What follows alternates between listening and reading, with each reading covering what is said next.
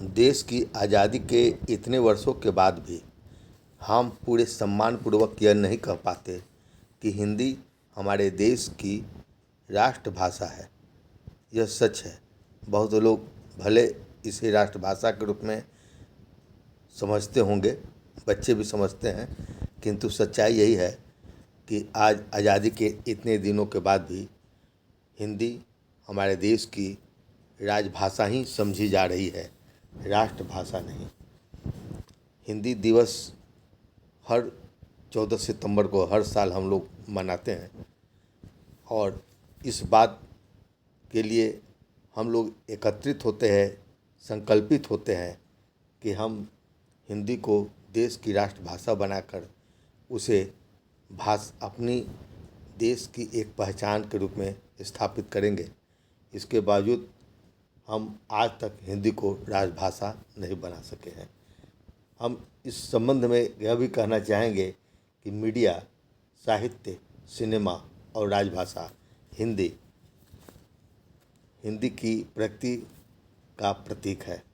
देश के सबसे बड़े भूभाग में बोली जाने वाली हिंदी ही राष्ट्रभाषा की अधिकारिणी है। ऐसी स्वीकारोक्ति थी नेताजी सुभाष चंद्र बोस की। रविन्द्रनाथ टैगोर ने कहा था, उस भाषा को राष्ट्रभाषा के रूप में स्वीकार किया जाना चाहिए जो देश के सबसे बड़े हिस्से में बोली जाती है, अर्थात हिंदी। राजा राम मोहन राय ने कहा था, हिंदी में राष्ट्रभाषा बनने की पूरी क्षमता है।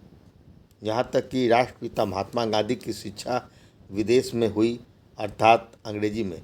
वे गुजरात के रहने वाले थे, जिस क्षेत्र की भाषा हिंदी नहीं थी। इसके बावजूद उन्होंने खुले दिल से स्वीकार करते हुए कहा कि राष्ट्रभाषा की जगह एक ही हो सकती है और वह हिंदी ले सकती है। कोई दूसरी भाषा देश की राष्ट्रभाषा के लिए उचित नहीं। देश के लगभग सभी नेताओं ने, विद्वानों ने, साहित्यकारों ने एक मत से स्वीकार किया है कि देश का एक राष्ट्रध्वज तिरंगा है।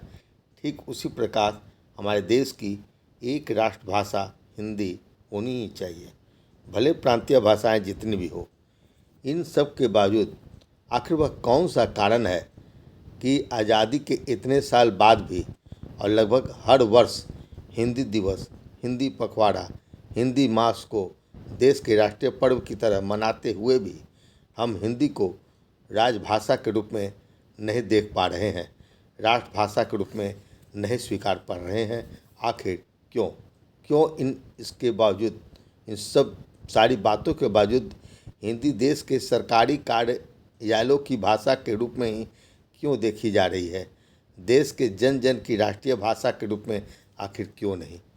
क्योंकि हम आज भी भाषाई रूप से स्वतंत्र नहीं हुए हैं और आज भी अंग्रेजी की दास्ता से अभिशप्त हैं। यह सच है। आखिर कब मुक्त होंगे हम भाषाई गुलामी से? इस बात पर सिर्फ चर्चा नहीं, बल्कि ठोस निर्णायक ढंग से चिंतन मनन करने की जरूरत आन पड़ी है। एक सर्वे के अनुसार पुस्तक मेला में सबसे अधिक बिकने वाली यदि कोई साहित्य है, कोई प्रांतीय भाषा की पुस्तक अथवा अंग्रेजी उस जगह पर स्थान नहीं बनाती, बल्कि हिंदी ही सबसे अधिक बिकने वाली भाषा वाली पुस्तक होती है।